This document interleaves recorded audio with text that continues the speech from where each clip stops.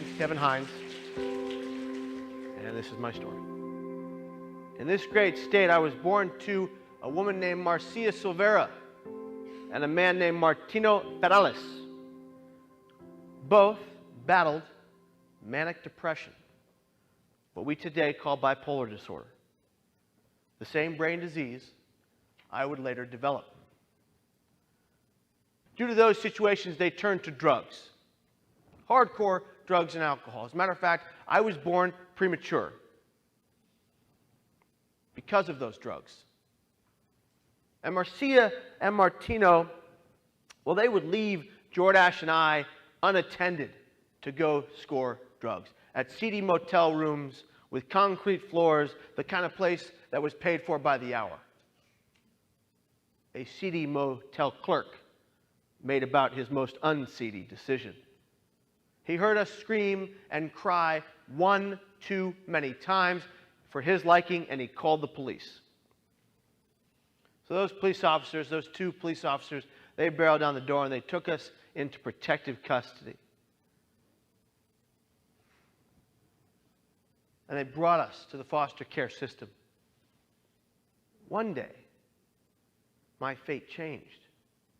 You see, the reason my name is no longer Giovanni Gabriel Prasad Perales, and it is now John Kevin HInes, because of two beautiful human beings, Patrick HInes and Deborah HInes. And on March 17th, 1986, they adopted me and made me their son. They changed my name,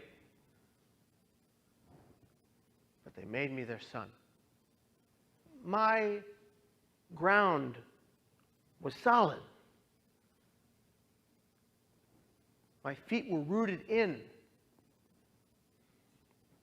And then, like a Mack truck barreling down the road at 75 miles an hour, it hit me.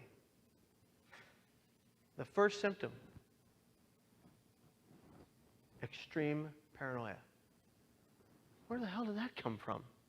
Extreme paranoia. And after the paranoid delusions would come the manic behavior. Mania. The high of bipolar disorder. Mania, depression. Well, I had bipolar disorder type 1 with psychotic features. A very severe form, actually. So 1998, diagnosed with bipolar disorder. 1999, 2000, pretending to be going to treatment. Oh, I was going to see the doctor. I lied to him too. I'd go home and my mom and dad, oh yeah, I talked to the doctor. He recommended this routine with living with mental illness. I got it covered, Dad. I'm on it, you know. My mom and dad had been divorced. They had no clue the depth of what I was going through because I hid it from them because I was in denial. I don't have a mental illness. I played football, for God's sake. I was a champion wrestler.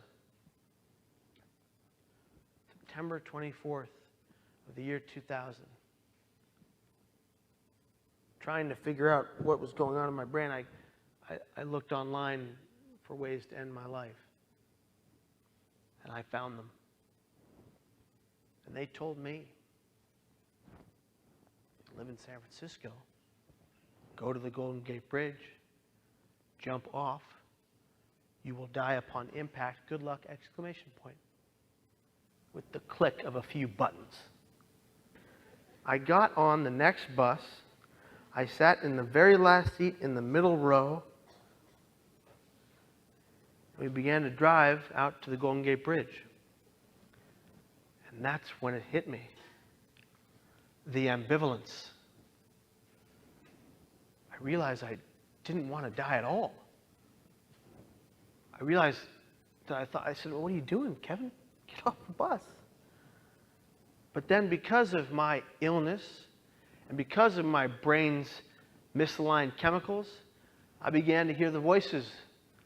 But these voices were loud and clear. And on that bus, they were screaming in my head, "You must die. You must die. Jump now." And so I'm sitting there and I'm crying my eyes out, hoping for one individual on this bus crowded with people to look at me and say, "Hey, kid, are you okay? Hey, kid, is something wrong? Can I help you?" To reach out, to touch me, to see my pain. But everyone was in their own little world. Now, it's not their responsibility to take care of me. It's not their personal interest to see if I'm okay. But I say to you now, the next time you see someone in obvious emotional distress, suffering, and pain, and you don't know them from Adam, I beg of you to walk up to that person, look them in the eyes, do not turn away, and say something to the effect of, "Are you okay? Is something wrong? Or can I help you?" You could quite literally save a life in that moment. I was walking up to the bus driver hoping that he would see my pain. But I could not say it overtly. I could not tell him that I was in trouble. I could not make those sounds. And he looked at me, and in typical San Francisco Muni fashion, he said, "Come on, kid, get off the bus. I got to go." It's his job. He's got to go to the rest of his route. I understood that. I was sad. A wave of emotion overcame me as I stepped down off of this bus. My feet heavy, my heart palpitating, waterfalls flowing out of my eyes red. I walked forward. I thought, that's it. Nobody cares. Nobody cares. Come on. Everybody cared.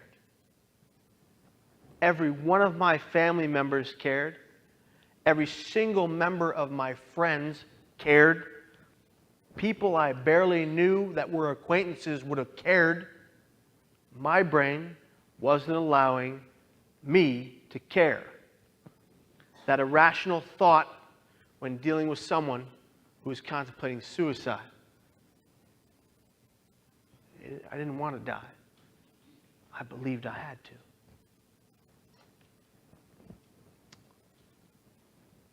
I walked back toward the traffic. I ran as fast as I could, and I threw myself over the rail. I was not standing on any ledge to be talked back. I was in free fall. And this is the important part. The very millisecond my hands and feet left that rail, the very moment I was in free fall, the only thoughts in my mind were, what have I just done? I don't want to die. God, please save me. I hit the water. It's a 4-second fall. A vacuum opened up and sucked me beneath the water about 70 to 80 feet. But then I opened my eyes. And now I'm drowning? I don't want to drown. That wasn't in my plan. And I really thought, well, why'd you jump into a giant body of water?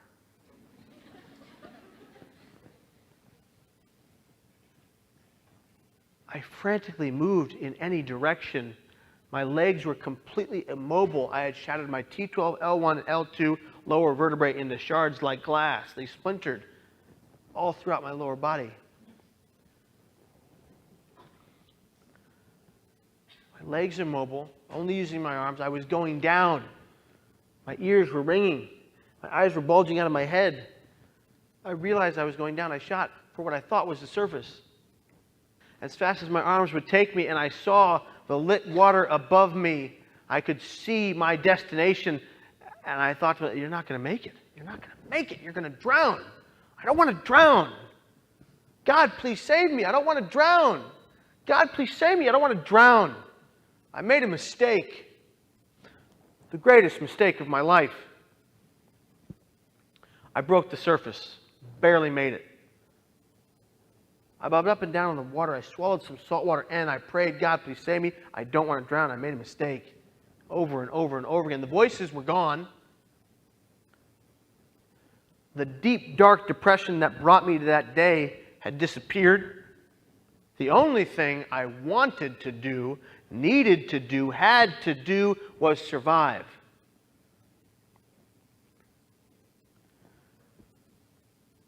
In the hospital, they restructured my back with metal. I walked again, as you can clearly see. In the hospital, I had to go from that point to a psychiatric unit. I went from sitting up hours of a day, then into a wheelchair, then to being able to move that wheelchair myself, then using a walker, and then a cane and a back brace in a matter of weeks. Those doctors saved me. They saved my future. And I have learned today, I have learned very clearly that suicide is never nor should ever be the answer. And I can tell you that I will never attempt to take my own life again. I think about it often enough. I contemplate it all too often. It's part of my life. I have chronic thoughts of suicide. But I will not let them break me, because I know the wake of destruction it causes all of those in my path. I lived, and my family is still in pain from what I did.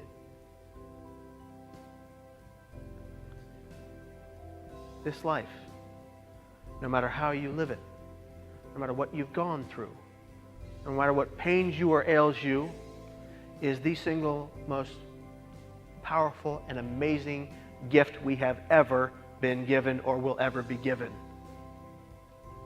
Like I said before, I will never take that for granted again. You see, when I look at a glass, much like Kevin HInes, my cup isn't half full or half empty. Today it is overflowing. It is overflowing and exuding with positivity. This gift we've been given, it's not to be squandered. It's not to be left to the dust. It's not to be left to the devices of a psychotic brain. If you are struggling today, don't wait till tomorrow to get help. Get it now.